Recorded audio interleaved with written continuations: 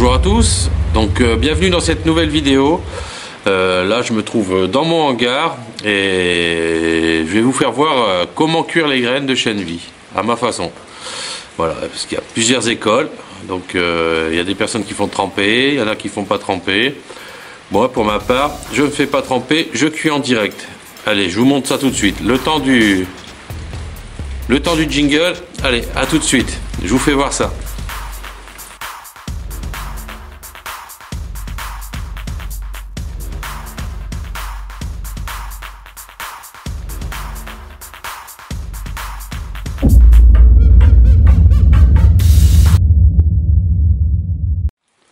Ouais, donc voilà, comme je vous disais tout à l'heure, il y a plusieurs écoles pour cuire le chène vie. Il y en a qui font tremper 24 heures, il y en a qui font tremper 48 heures, qui rincent et qui font cuire juste après.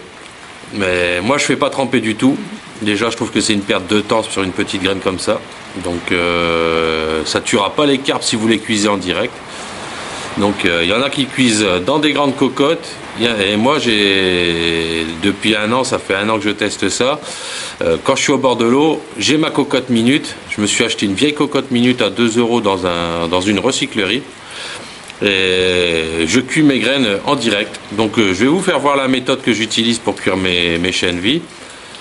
Et vous allez voir, le résultat est identique, voire meilleur que quand on fait tremper. Donc je vous montre ça tout de suite. Allez, c'est parti. Pour cuire votre chène vie, il vous faut quelque chose pour chauffer. Donc là, moi j'ai un petit trépied que voilà, j'ai payé 10 balles. Fabrication française, hein, 10 balles le trépied. Donc ça me suffit au bord de l'eau pour cuire mes graines. Bien sûr du gaz, hein, une bouteille de gaz. Une cocotte minute. En plus c'est de la marque, 2 € dans une solderie. Franchement, j'ai pas trop de moyens pour la pêche, hein, j'ai pas une fortune à dépenser dans la pêche. Donc ma petite cocotte, elle me suit partout au bord de l'eau. Elle est vieille, hein, mais pour cuire des graines ça suffit largement. Donc voilà. Donc après il vous faut de l'eau de pluie ou de l'eau du lac quand vous êtes au bord de l'eau. Moi je prends l'eau du lac. Régulièrement je prends l'eau du lac pour cuire mes graines. Mais là il pleut. Vous voyez, j'ai fait tremper mes seaux. Donc de l'eau de pluie j'en ai. Donc de l'eau de pluie.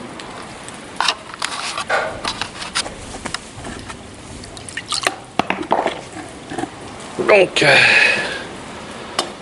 on met l'eau de pluie dans la cocotte. Donc là je vais mettre une demi-cocotte parce que je vais pas en cuire beaucoup, c'est juste pour vous faire voir la cuisson du gaz. Donc on allume ça, on met en route, on enlève la sécurité, hop.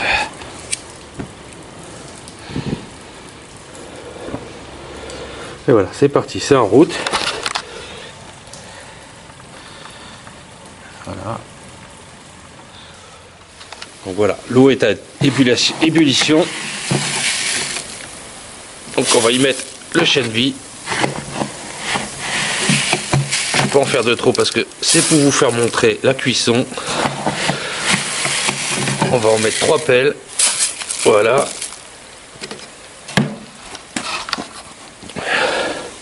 Donc là, vous fermez la cocotte.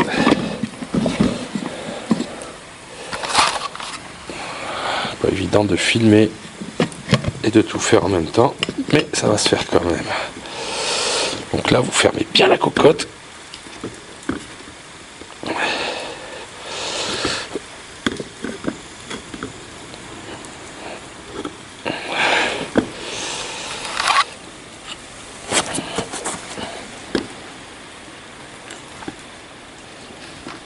Voilà.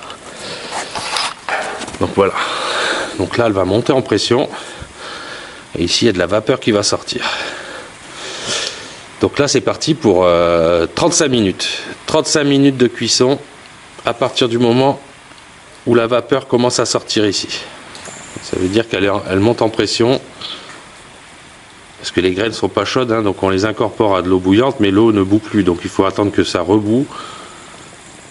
Voilà, ça commence à sortir. Là j'attends que ça rentre en ébullition. Là je sais pas si vous voyez. Voilà, il y a de la vapeur qui sort, on la voit pas très bien sur la caméra. Donc là vous comptez 35 minutes. 35 minutes de cuisson. Donc je vous reprends juste après.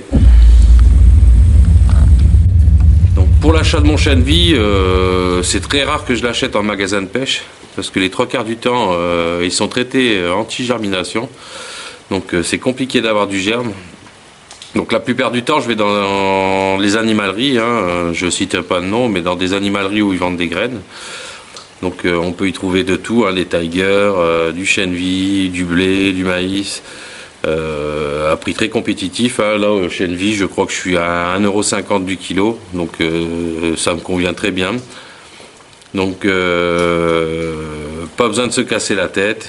Vous allez dans une animalerie et vous allez avoir toutes les graines que vous avez besoin. Dans les coopératives aussi, ça se fait aussi. Le maïs, j'ai souvent en coopérative aussi. Donc ça suffit amplement pour attraper du poisson. Le but de toute façon c'est d'attraper du poisson. Donc un bon chènevis, il n'a pas besoin de tremper. Vous cuisez à la cocotte minute. Déjà vous allez gagner en temps de cuisson parce que donc très grande attractivité du chènevis chaud mélangé avec des billes. Vous mettez vos billes dans le jus, vous gardez tout. Vous gardez le jus du chènevis, vous gardez tout. Vous pouvez rajouter un peu de farine, vous pouvez rajouter tout ce que vous voulez, tout ce qui vous vient par la tête. En hiver, de la farine, c'est très bien. Du baby corn, ça va s'imbiber de l'huile, donc du coup, ça va diffuser un peu plus longtemps. Il y a plein de choses à faire et à tester là-dessus parce que ça fonctionne très fort, surtout en hiver. Donc j'utilise souvent le chènevis dans les grands lacs, dans les étangs. Plus rarement en rivière, à part en été quand il y a vraiment peu de courant, parce que sinon le chènevis serait baladé sur des centaines de mètres, c'est très léger, donc c'est des particules. Mais en lac, même profond, j'entends dire oui, mais si c'est profond, faut pas jeter de chènevis, ceci, cela. Moi, je jette du chènevis. Il faut être plus précis, bien sûr, sur l'amorçage. Quand on envoie les sbons, on clip et on pêche précis, et ça permet de faire une sacrée zone d'attractivité. Et le poisson, que ce soit le blanc et les carpes, ils y reviennent. Ils y reviennent tout le temps dans le chènevis. Ils font le tour, ils partent, mais ils reviennent. Ils reviennent à chaque fois manger dedans. Donc à chaque fois faire des petits rappels de chènevis chaud. Moi je n'hésite pas à le réchauffer même pendant la pêche. S'il en reste dans le seau, je le remets dans une casserole avec je le réchauffe un peu. Et ça permet de le rendre très attractif. Donc après c'est ma méthode, c'est mon avis personnel. Voilà, j'ai plus de résultats depuis que je fais comme ça que quand Donc voilà, on arrive à la fin de la demi-heure. Donc là, je vais éteindre le gaz.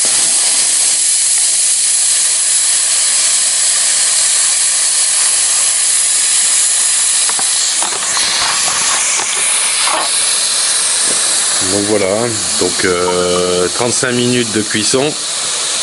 Et ben là je vais les laisser dans la cocotte. Et dans 3-4 heures je vous ferai voir le résultat. Allez, à tout à l'heure. Bon voilà les amis, ça fait 3 heures que c'est resté fermé dans la... Regardez, on a un super chènevis, très bien germé, avec un jus plein de gras. Bien gras, bien marron, nickel.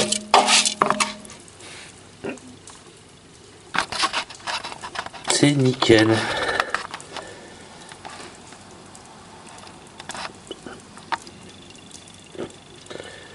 Il n'y a pas besoin de trempage pour avoir du germe. Hein. Et là, la carpe, elle risque rien du tout.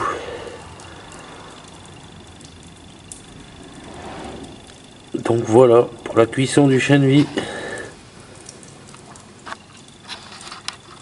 Alors moi, ce que je fais, je vais le mettre dans un tupperware et le placer directement au congèle. Et je le ferai réchauffer au bord de l'eau.